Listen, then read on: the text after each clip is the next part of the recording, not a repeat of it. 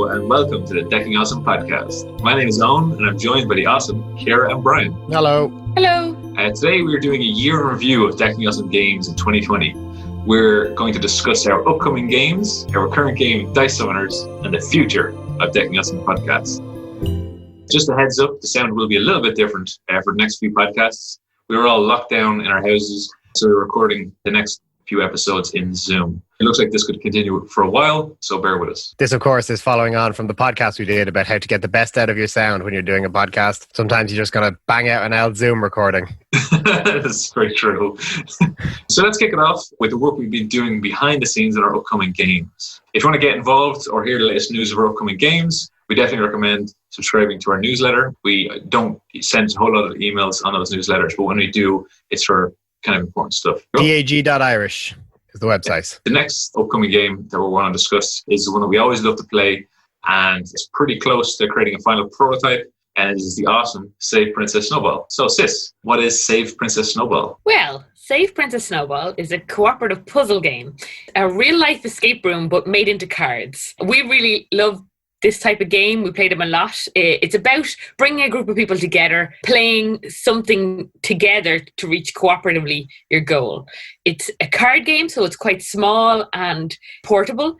And the point of Save Princess Snowball is to save your bunny rabbit, Princess Snowball, who has gotten herself into trouble.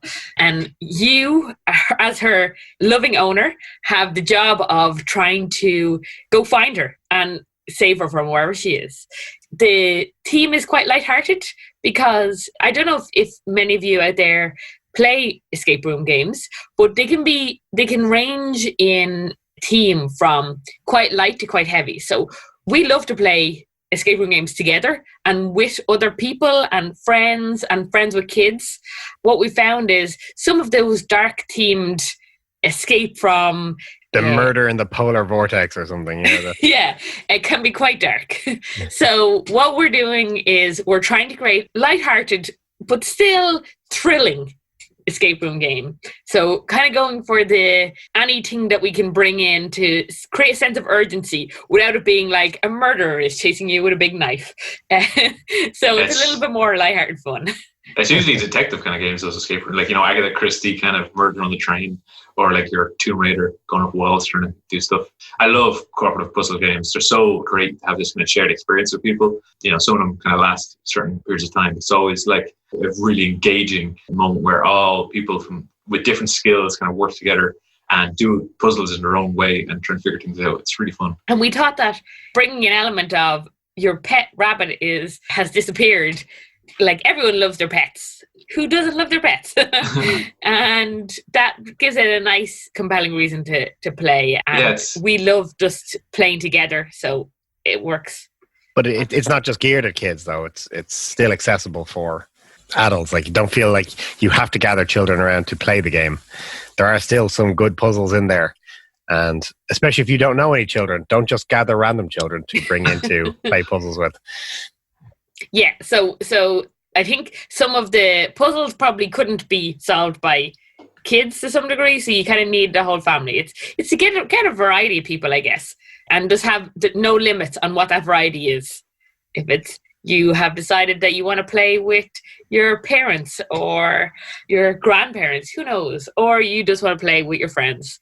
And keep an open or a game with a lot of people who don't play board games. It's also a nice board game for people who wouldn't normally play board games and people who haven't tried escape rooms. One of the big things that gets me with the little escape room games and things like that, you play it once and then you're tearing up cards and you're cutting bits and pieces out, and then the game is basically just going in the bin after you're finished playing.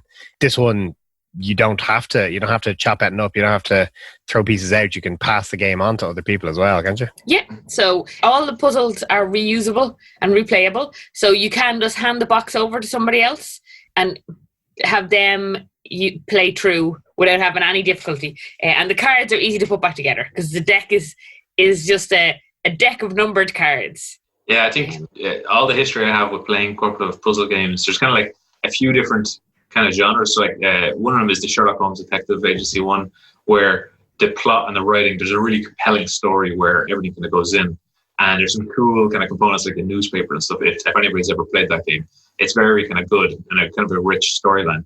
And then you have the other one, which is the escape room games, which tend to have, because there's not as many components and it's a kind of a smaller game, there's not as much of a compelling story.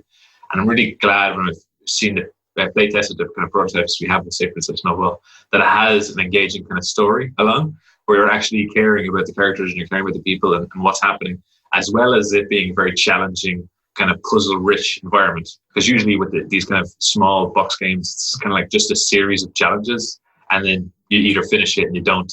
But the story is always something kind of abstract that you can't really sink your teeth into. But no, I love this kind of compelling story. So, Kara, why did you make this game? Specifically, Say Princess Snowball rather than some other kind of board game? Because I really love escape rooms and puzzles. And when I'm solving puzzles in escape rooms, and that's when I'm really like wondering about how they came up with it. And so I started this out by just trying to figure out how you would make some unusual puzzles in a board game and how you would bring that in. And I think it just became, I developed it more and more. And like you said, we had played a bunch of really well-reviewed escape room in a box games, and we had a really good time, and they all had really compelling stories. And then we played a few that weren't as well reviewed, and we found that the stories were kind of choppy, and like that whole rich storytelling environment and that love of puzzles really was something I wanted to bring together. And we geocache a lot, so you'll find that like some really good geocaches in the world are like ones where you have to do physical things in your environment to get the answer, or to get the geocache itself. And that sort of stuff makes me feel like I'm a real adventurer. And then I wanted to be a hero. So that's why you have to save a bunny. Because who doesn't want to be a hero? I love it. Yeah, and what's the current state of the game? Because I know I played some versions of the game. I know recently you've kind of played other ones I haven't got a chance to see. So what's the current state? So right now we've been through quite a few prototypes. The idea behind going through so many prototypes, even though the game is quite simple in mechanics, is to find out what puzzles work and don't work. So we've been through, I think about 10 times, been over through this process, and during the pandemic had a lot of difficulty. So it slowed down a great deal the playtesting process, but we have kind of a refined prototype at this point. We've managed to bring people together willingly within support bubbles and our family groups, or at social distancing. So it's been hard to do that, but we've managed to do that. It has meant pulling in more family to playtest than ever before, because they would be people we'd meet with normally. So they'd be part of our, when we could have 2 or 3 households over, they were the only people that we could playtest with. And they've been really, really good for feedback and trying to get a diverse range of people playing it. So that's given me a kind of an idea of how long the game plays for. And then, when people get tired, because escape room games can be quite mentally exhausting. So adjusting how many puzzles are in the game. At the start, I wanted to get value for money, put in the most amount of puzzles in the game. But actually, people find it quite draining after a certain amount of time. So we're still, I think, with Owen's help as well, trying to tweak that so that there's the right amount of games to last to the end of a session, or right amount of puzzles to last to the end of the session, without deterring people or people thinking it's too short and they're not getting value for money. That's a really tricky problem to have, because everyone acts in a different way. Everyone has different kind of energy levels when it comes to this kind of stuff. And also you don't really know if you're tired until it's too late. So yeah, I think trying to figure out that time is always kind of tricky. Some escape rooms I think are too long, some like escape room board games. And it's tricky to kind of get that balance, especially for you have to kind of deal with every type of player. I've seen you've been playtesting with people who've played lots and lots of escape rooms and escape room board games, and also with kind of new people who don't really know anything about puzzles, and getting that kind of diverse thing, because people who are new to it are very kind of engaged usually with it. People who played escape room games before, they're not really engaged unless you have kind of challenging new techniques or methods.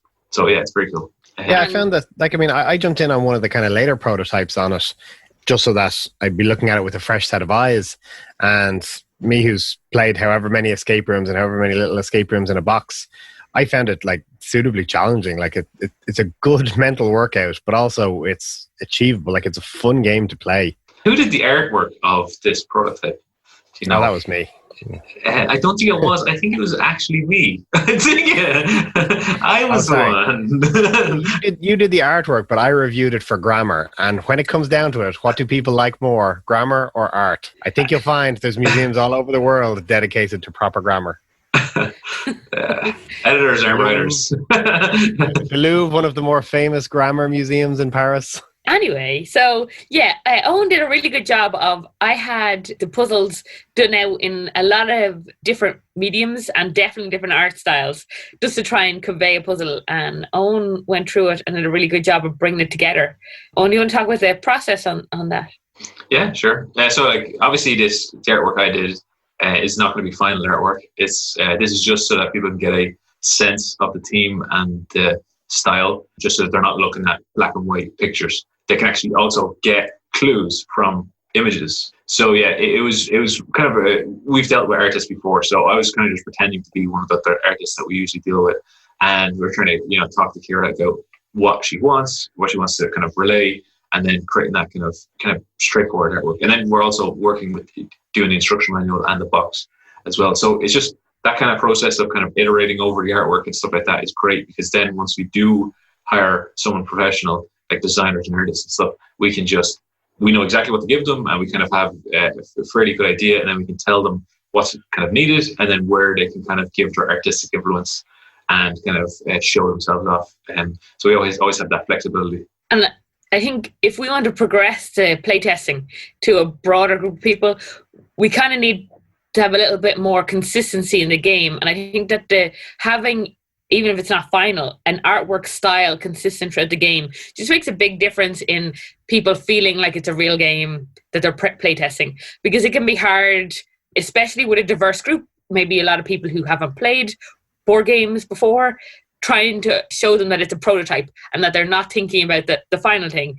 It actually makes it a little bit easier if there is a rough artwork style on it, because they understand better where it's going. Yeah, and especially when you have the clues in the images, because you can have a clue, you can draw a sketch of a clue on an image, and then when an artist comes in and they do it, that clue can either become more obvious or less obvious, and it can totally change the balance of the game, because you want to kind of build up the challenge and kind of step it up. And if you have certain drops where like a challenge is really easy or a challenge is way too hard, they can feel like annoying. Whereas if you're going to gradually give it to them, they can climb a mountain. You can't see it, but I'm using my hands a lot. That description. That's just mountain climbing hands. Mentally mountain climbing, The final thing I guess we worry about, and you do have to worry about this occasionally for the prototype, is how much money it will cost to make. So we need to be competitive in quite an inexpensive market. There's a few expensive escape rooms in a box, and they are high-end ones, but they're not necessarily ones that the people who are trying to dive into a genre will buy, because there's such a high threshold to them. So we're trying to aim at the entry-level ones, and there's a lot more large manufacturers of those already in the market. So we've tried to come up with solutions for the puzzles and ways to have puzzles where we're using things that could be manufactured relatively cheaply to keep us competitive. So I think that when you get to that point in your game and you're starting to look at each component and analyze whether it can be made, I feel like that's a lot closer to final manufacturer. So we're hoping that this coming year, this is when we'll be able to release the game. I think the way that Say Princess Snowball is done is a really cool way in solving that problem that these small escape room card box games have of, how do you tell if someone's, succeeded and someone that's failed with a challenge, and how do you kind of progress it so that the person, it's not obvious to the person where they're going, which cards to pick, all that kind of stuff. So I think it's a really creative solution that, we can't wait to show people. All right, so we're going to move on then to another game that we've done loads of playtesting on. We love playing it. It's fun each and every time we pick it up and play. And that's Bubberbots. So Brian, what is Bubberbots? Bumperbots is a game you've probably heard us talk about, or if you follow us on social media, you've probably seen a lot of. Bumperbots is a worker placement game with a bit of a twist. Your people are used to worker placement games where, you place out your worker, you get that resource, you earn the resource, you buy something with it. However, Bumperbots on Titan has kind of chaotic workers. So, you'll tell them, go off and get me some gold resources there. And they'll go, yep, heard you loud and clear. Move over to the right and get some red resources for you. Perfect. So because you're building a habitat on Titan, you've sent these little robots ahead to gather resources and build domes and everything, so that when the humans arrive, they can walk straight into this ready-built world for themselves. But because you're communicating from Earth to Saturn's moon of Titan, the signal can break down a little bit in communication. So you want to send your bots out to gather as many resources for you as you can, but you're going to have your bots wandering off in different directions because they didn't get the signal properly, or you're going to have other teams who are trying to build domes as well. Their bots might come in and just bump yours straight out of the way, and you'll end up somewhere you may not want to be. So you have to balance the luck side of getting the resources you want with maybe a bit of strategy, because you can stack the bots. So you can end up with taller and taller bots that, because they're bigger antenna, they receive the signal better. So you stack 3 bots up on top of each other. They know what they're doing. They're getting the signal crystal clear from Earth. They're going and getting you resources. And because they're so big, they're not as easily bumped off.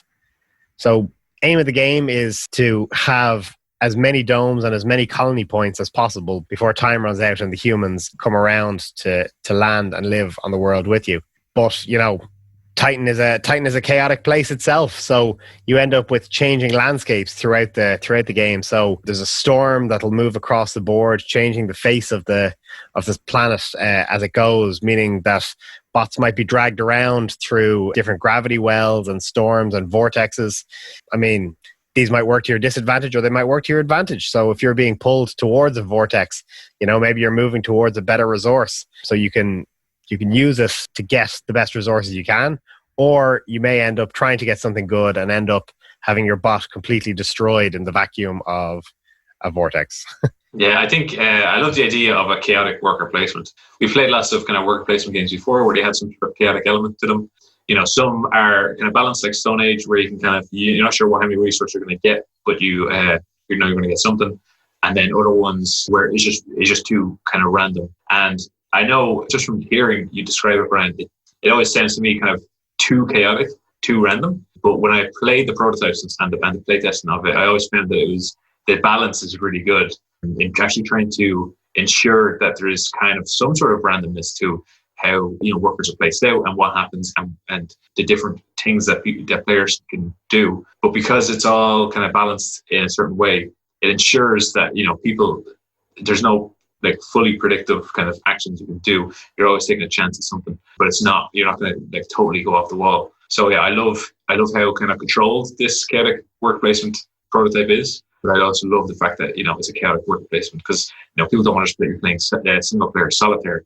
They want this kind of interaction between players. They want this kind of not really sure if their tactic is going to work, hedge your bets kind of style of play. Yeah, I like that there's multiple tactics in the game. I think the variety of having people who can just be completely dedicated, not deferring from collecting resources. They know they have a shopping list effectively, and they can attempt to play that style of strategy and see how far they get with the people they're playing with. And then somebody else can just be like, I just want to really thoroughly enjoy the chaotic mechanics. So I'm going to play to that style of things. I'm going to bounce around. I'm going to fight with the storm. I'm going to take on the big players. And usually a balance can work, but I just like the variety in there. Yeah, so there is a lot of, as you guys say, there's a lot of kind of chaos in the game and randomness, but there's a lot you can do to mitigate it and to improve the strategy if you want. So, I mean, you can get features to let you reroll dice. Every player can get custom bots that let them kind of control the board or control other bots. You can stack your bots up so they have a better chance of getting the resources you want. But even if you get bumped off or you miss the resources you're looking for and you end up on something else, there's such an option of domes to build that, you might build a different dome than the one you were trying to at the end of your turn, but it will mean that that dome generates resources for you, or it gives you one-off bonuses. So when you come back around next turn, you have a better chance of getting your resources, or you have a better chance of building the dome you want. So, there is chaos, but you can twist it into strategy if you're clever enough with it. I think the whole domes add another layer to the game, which really kind of focuses it a little bit more, because your first round is very compelling. Everyone is in Titan, and they're trying to gather resources, gather stuff, and then you had this storm that's going over. It's a very kind of interesting and compelling kind of mixture between the different players. And what the domes do is they kind of add this progression to the game. That means throughout the rounds, as rounds go further and further along, you become more and more powerful, but you're also going down a specific path of power, whether that's more bots or more domes or some sort of resource management. It means that you're going to be choosing different actions inside the planet, and other people are going to see that, and there's going to be a lot more mixture. And as it progresses, the challenges, the choices you're going to make are totally different. The domes are a really cool idea that really help kind of bring the whole game as a unified whole. Yeah, so it adds a little bit of kind of engine building to it as well. So, you're building these domes, and the domes themselves are generating resources for you, or maybe they're generating more bots for you to place out, or maybe they're just generating points, or generating vortex tokens that let you do a whole pile of extra features in the game, or maybe they're just earning end game points for you. So there's a lot of strategy built around the randomness. So, it's not just a chaotic game completely, but you are working with chaotic workers. I imagine it's like trying to make a film with children. What do they say? Don't work with children and dogs. It's really good fun. Someone once described it as a game that's really fun, but may lose you friends if you just commit your time to bumping all of your friends into vortexes. I mean, they get a bonus for it. You get the satisfaction of bumping them into vortexes. Everyone wins. Yeah, I think this is before there was the catch-up mechanism for people who got bumped into vortexes. But yeah, no, it is compelling. But you're not going to be, if someone keeps bumping you in to a vortex, you're not guaranteed to lose. There's definitely this kind of element of, still being in it and still, having different choices to make. So it's quite a big box, isn't it? So the prototype I was playing, I think it was 6 players, a whole bunch of resources, domes, and the game. So it's a big game, right? Yeah, so it's geared at the moment for a 2 to 6 player game that will probably take about an hour and a half to play. But, I mean, every player has 20 of their own little bots, and there's, however many resources in the game and everything like that. So there's lots of pieces to it, and all the cool little stackable bots and custom pieces and everything to it. I think it looks really good. Like, the artwork at the moment is still a little Excel sheety, but we haven't settled down on the final prototype yet. So I don't want to slap a coat of artwork on it and end up having to change a lot of stuff and go back and redo it all. So we're getting close to a final version of it. We're just trying out a different version of the domes, where like one is cards that the players will take for themselves, and the other is a kind of tech tree where multiple players can build, but you can't build the next level until you've built the level below it, kind of thing. So those are the two we're working with at the moment, just to see which one works best. As I'm sure, as you all know, all being stuck at home, the most difficult bit at the moment is playtesting. So getting people to safely try out these games and find out which one works, which one doesn't, is proven the biggest challenge for us at the moment. But we're still hoping to have a prototype finalized and ready to go by the start of convention season this year. I'm crossing my fingers that you can't see on a podcast. Crossing your fingers for an existence of a convention season as well. Oh yeah. Hopefully the convention season exists this year. Let's not talk about that. So stay positive. The current state of the game is quite good, because there's lots and lots of playtesting, lots of prototypes that are out there. You mentioned the fact that there is no artwork.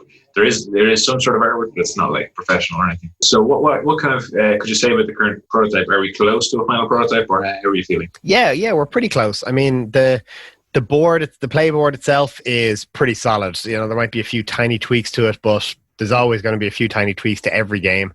The bots and their interaction and the bumping and stuff like that is all great. The custom bots might need a little bit of balancing, because some of them are a bit overpowered and some of them are a bit underpowered. But we're trying to look at a way where, players can kind of pick and choose which ones they want. So depending on what style of game you're playing, maybe you want to go for one of the over or underpowered ones, or maybe the overpowered ones can be cancelled out in some way. So, I mean, we're pretty close with it. We just have to do a final bit of tweaking on it. The storm and all of that is all really good. Just the last thing is really going to be the dome system. So the domes themselves aren't changing, just really how players earn them, whether it'll be take a card and it's there for yourself, no one else can have it, or whether it's like a tech tree where multiple people can build up the different branches. And it just depends how and what directions you build as to whether you get, up the top of the tree or whether you branch out and diversify. A bit more play testing and all going well, we'll have a good idea on what works and what doesn't on that one. I can't wait.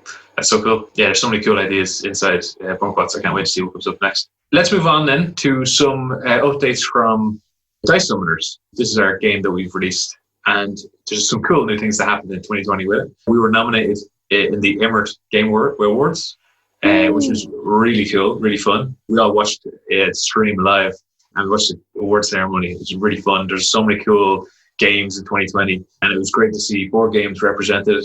Lots of cool developers and companies and all sorts out there. Well done to Radiant Online Battle Arena that won the Game Awards this year, or that category, or our category anyway. It is a great game. Came out around the same time as ours, but delighted to see such a good game win it, even if we didn't. Yeah, there's all the ones who won the awards were definitely deserve it. It was really cool. I can't wait for next year. There were some funny technical glitches that happened this year, but I think that was just bound to happen when it comes to streaming online for the first time. Everyone moving from physical award ceremonies to online award ceremonies, nothing's ever going to go perfect. But the guys did a great job with us. It really went well.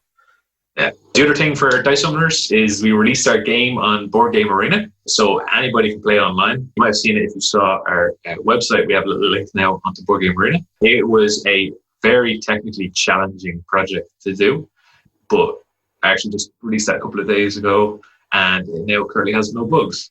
So, not to say that there's no bugs, but no bugs have been found, and we've resolved the whole other things. So it's still in beta at the moment, but we're expecting it to go live at some point. But anybody can play it. It just has a beta sticker on it. Doesn't mean much. Like, Owen put in so much work. It was fabulous. Like, he was working in daytime coding and then in nighttime coding on this. It was all of his life for a little while. So I think so much work went into it that we decided we were going to do a podcast later on in the year about it. So if you are ever interested in getting a board game on Board Game Arena, we're checking that out later on this year. Yeah, I didn't really have much else to do, for being honest. Good old lockdowns. Can't leave your house, can't do anything. Why not program a board game into a board game arena? It is. The community is so nice in Board Game Arena. I have to say, like, I've played Board Game Arena before, but now I play a lot more, obviously, now that I'm one of the developers on it. But it's great to see so many people playing from all over the world. Obviously, the fact that everyone's in their house helps a lot. But there's massive amounts of people playing Dice Summoners. It's great to see all the numbers, all different types of languages as well, because we can't obviously translate Dice Summoners without doing language runs and manufacturing. But it's great to see, like, a Japanese language and then someone playing it in Japanese. Like, that's just awesome.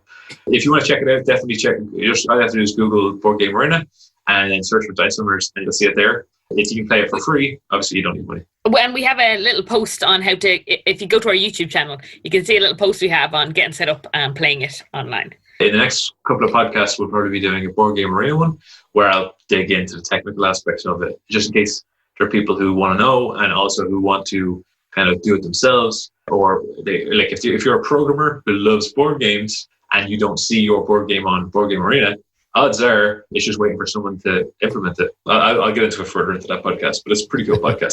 Spoilers, save some stuff for that. I'm very interested in this because it was a lot easier than I thought, but also there's a lot more differences than I thought. Really cool experience from a technical point of view. So yeah, check it out definitely and see what you think. So Owen, you have been busy for the last few years on getting this podcast up and running and doing great things here. So what kind of updates can we expect from the podcast, from Deck Podcast? We love doing I love doing this podcast. I think it's really fun. We do too. Just yeah. We're not just here against our will. Help us.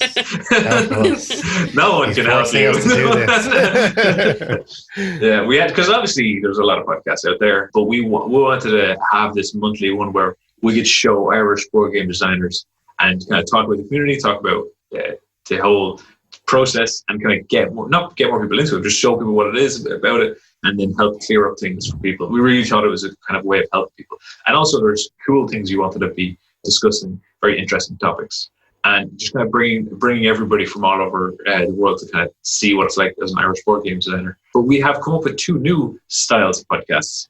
Obviously, we have lots of different kind of topics on board game podcasts or deck notes and podcasts. There's the board game design stuff. There's some Dungeons and Dragons stuff. All sorts of other kind of varied topics. But the ones we were kind of want to focus in on are the debate style podcasts. Because you might have seen a previous one on Pandemic. It wasn't so much a debate style podcast because we all loved Pandemic. We wanted to get a little bit more of a voice, a little bit more of a challenging opinion. And so we're picking games where there isn't a unified opinion as to whether this game is good or not. Yeah. Different games that I'm dying to play, but the others hate the style, or vice versa. And we have some cool ideas for board games. We're generally picking ones that are kind of popular, well known, but also kind of we'll do a very quick run through of how to play it. But it's generally games where one person in the group loves the game, one person in the group doesn't want to play the game, and another person in the group just has a mixed opinion. And it's a debate. Yeah, we'll see how that goes.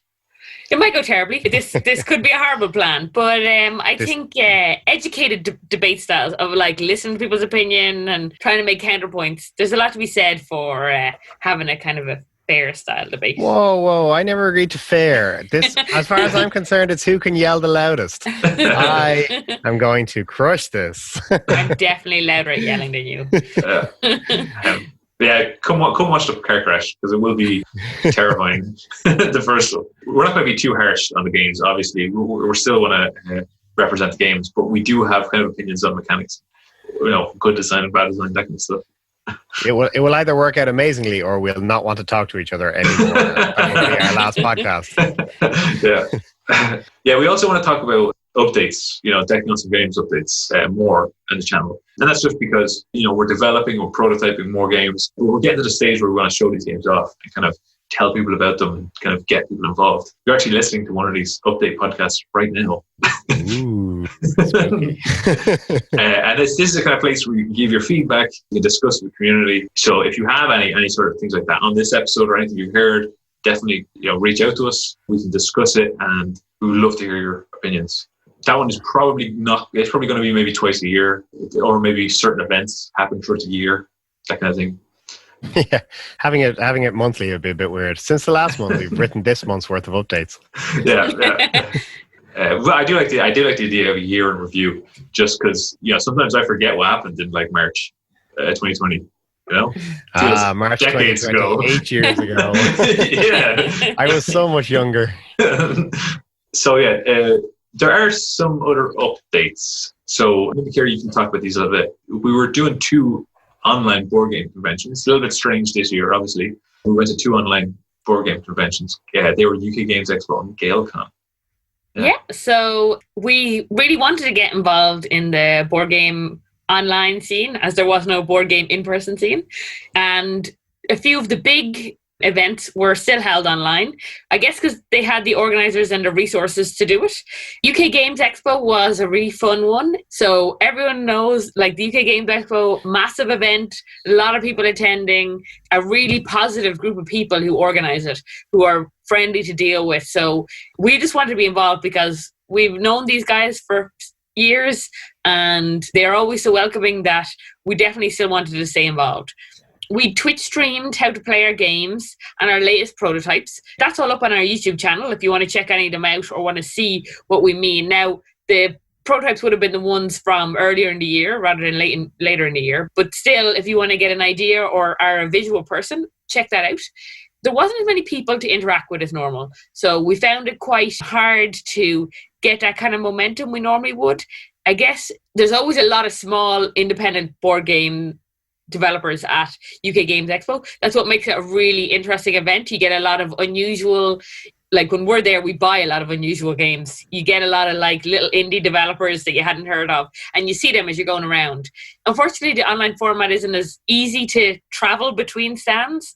So we did reach out to a few people, and we had a good few people bounce in and out of our Twitch streams and chat with us. But it wasn't probably the same as the physical event. So I think the main stages still got good momentum, but hopping around probably still needs a little bit of tweaking. However, the guys were really friendly, and we watched the main stage a good bit ourselves, and when we weren't running the Twitch stream, and had a really good time. So I'm really glad we attended. Probably made us think a little bit more about what people are actually looking for at these events as well. So we'd probably do a kind of a modified version of what we did if it's running online again this year, because who knows what's going to be happening by whenever it runs. I don't know, is it back to May next year? Actually, they sent out a few emails, but we haven't even gotten to planning our year ahead yet. So looking forward we're booked to that. in for it though. So we're booked in. So we'll be there. We'll be there, whether it's online or whether it's in person. We'll be there. Absolutely. Really, and we love attending. Like, nothing's going to change that. So let's see how it goes. Then the other one we attended was GaelCon. GaelCon is it's got to be the biggest Irish gaming convention. So it covers role-playing games as well as board games, and this year they had panels as well. So kind of a little bit like the UK Games Expo, where there's kind of streams and panels going on, and they have their renowned charity auction as well. So I was volunteering as staff at that, because after the UK Games Expo, we didn't know how we were going to deal with online conventions, and we kind of wanted a little bit of a time to see what other people were doing and to do some research on it. So instead of deciding to attend as like a shop or a retailer, we decided I wanted to help out as staff, and also just to help out an Irish convention is like stuff we'd like to do anyway. So I really enjoyed volunteering at it. The people are lovely, and the convention itself was really well run, considering they had never, like, no one this year had run online game conventions before. It ran fabulously, and there was a lot of work put in the background to make it a really good convention. We will continue to either attend or online attend. Online attend GaelCon. It's brilliant, and we definitely want to stay involved in that.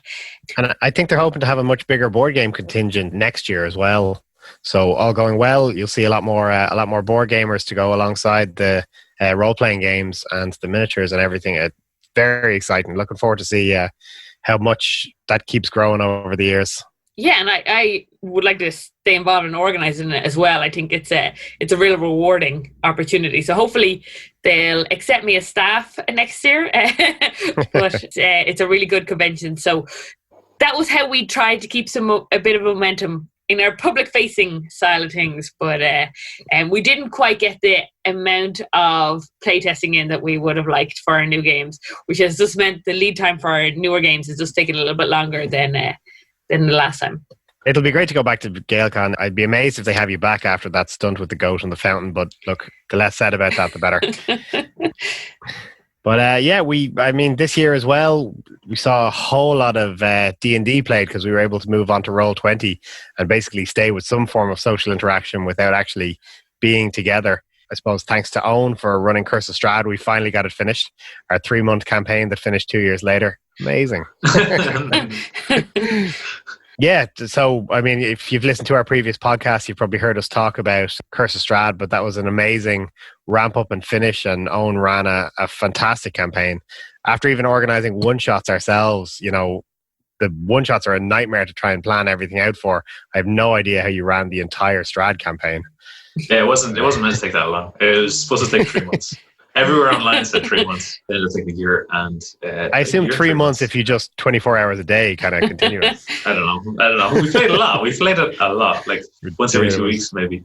Yeah, it was a really cool, interesting campaign. Lots of cool moments. But there's so many other cool campaigns we did that kind of helped us, stay on track. Like we played obviously all the starter sets. We played lots of kind of one-shots. And then lots of other kind of smaller campaigns. And we also have we've read books for future ones. We have to kind of pluck up the courage to do a bigger one again. But who knows when that's going to be. We'd love to start when we can do it in person. But for now, we're doing kind of one-shots.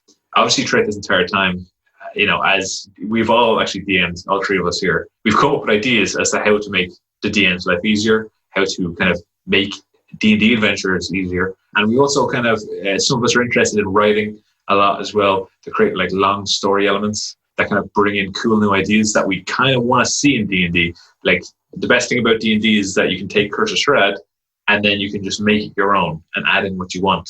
So when it comes to D&D, we have started like workshopping ideas and adventures that kind of sharpen our teeth on writing, that allow us to tell the stories that we want to tell, and then kind of show off the ideas of like social interactions and kind of characters and plot lines that we think are kind of compelling that we don't really see much in D&D. So these are obviously still workshop phase, still kind of in draft, but it's great to see like small kind of exciting adventures kind of still take place. We might see them in the future. Who knows? Yeah. And we love to tell an interesting, unique story. And for some reason, we always get the ideas in our head that we can do great ones. So keep your eyes out. They'll be amazing. So much, like a million times more than those easy D&D ones that have only been around 30 years developing. Yeah, we can crank it out in a couple of months. We got this. Curse of Jim. Curse of Brad. It's just a really annoying guy in your office who drives a Merc and tells everyone about it constantly. Oh, damn it, Brad. We also, some other updates that we had from Decking Awesome Games is we have a shout out to the graphic designer of Dice Summoners, Kate. Her company, Maker Design, won Female Entrepreneur of the Year in 2020. Which is an awesome achievement. Woo! Congratulations to Kate. Phenomenal achievement for her, especially she's been in business only a handful of years she's just gone from strength to strength to success, and Female Entrepreneur of the Year was a phenomenal achievement for her. We're delighted for her and so proud of her. So definitely go to her for all of your design needs. Probably company based rather than board game based, but amazing either way. Alright, cool. So I think lockdown has kind of been hard on everyone kind of all over the world. Maybe you're super productive, maybe not so much, but we hope your 2021 is filled with vaccines, conventions, holidays, friends, and board games. I really hope it is. I would love that. And not just in your dreams. All going well, we'll be looking forward to seeing all of you in some form of normality back at conventions and playtesting and gaming sessions and everything later this year. So stay safe out there, and if you can, try to keep yourself healthy and well. I think that our next few podcasts are going to probably be on Zoom. The Irish government seems to be saying lockdown is not ending anytime soon, so settle in for the long haul for this one. Yeah, it's just like two more podcasts maybe. That's true. Yeah. We're now recording time in podcasts. The time will fly by. Don't worry about it. All right, so that pretty much wraps it up then for a year in review for Decking Awesome Games 2020. If you enjoyed it, share it. We've been Decking Awesome Games. Thanks for listening. See ya. Thanks, guys. Bye.